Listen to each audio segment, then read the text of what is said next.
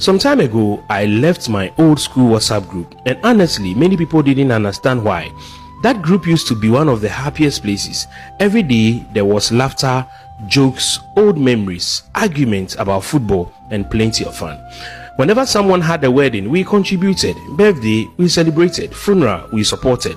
It felt like a real family, But one day, something happened that changed how I saw everybody in that group. One afternoon, somebody posted a picture on the platform. The picture was one of our old classmates, someone we hadn't seen or heard from in many years. The picture showed him selling in traffic around Kaukudi traffic lights here in Accra.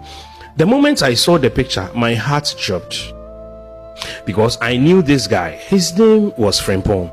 In school, Frimpong was brilliant, not just intelligent, but brilliant, a quality car.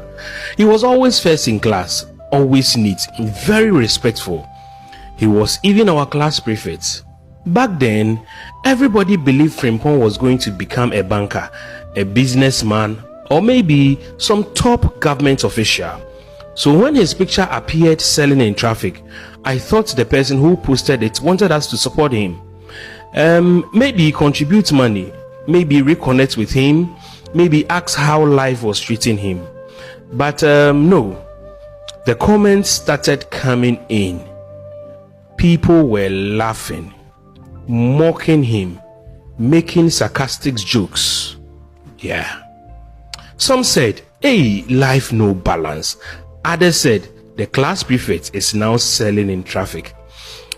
I sat there reading the comments, getting angry, because life can humble anybody.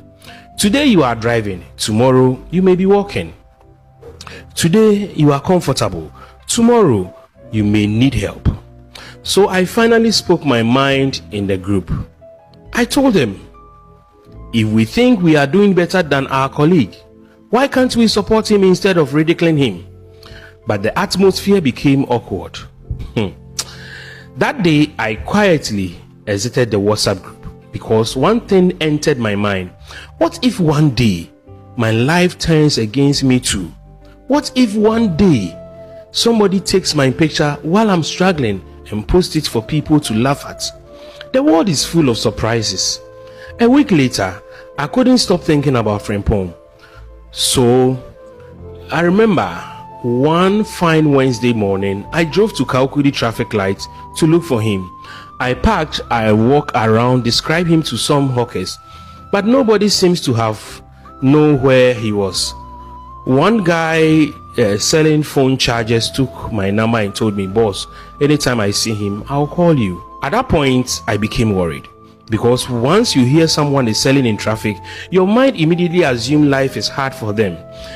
Then one Tuesday morning, while driving towards Laboni, I got to the Abilimpi traffic lights and suddenly I saw him. I saw Frimpong standing there with bottles of Sobolo, tiger nuts, drinks, and then fresh natural Greek yogurts. I blew my horn and waved at him. He walked towards my car and asked, boss, what do you want to buy? Then he stared at me carefully, like he recognized my face but wasn't sure. I mentioned my name. Immediately, his face lit up. Chale, is that you? He was genuinely excited. I was also excited, Then he asked me to park nearby. He directed me to a small minivan parked about 300 meters away from the Abilimpi traffic light. So when I parked, I stepped out and I noticed the van was full of drinks, nicely packaged, professional. I asked him, so how are things? And surprisingly, the guy was doing very well.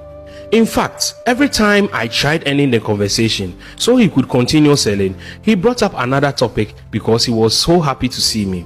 Then he opened the van and started packaging drinks for me. I asked him something that shocked me later. I said, so which company do you work for? Frimpong smiled and said, this is my company. I froze for a second. He explained everything to me. He told me he produces natural fruit drinks himself, Sobolo, tiger nut, fresh yogurt, Greek yogurt. Every morning, he supplies shops and supermarkets around the airport and some fuel stations. After supplying, instead of sitting at home, he personally drives around traffic areas to sell directly to customers. Then he told me something that humbled me deeply. He said he had already built his own house, and part of the house had been turned into a small factory. His products were even registered with FDA. At that moment, I became speechless. The same person people were mocking online was quietly building a successful business. Hi. And that day, I learned something powerful. Never mock somebody because of where you meet them in life. Some people are not suffering, they are building. Some people are not lost, they are taking a different route to success.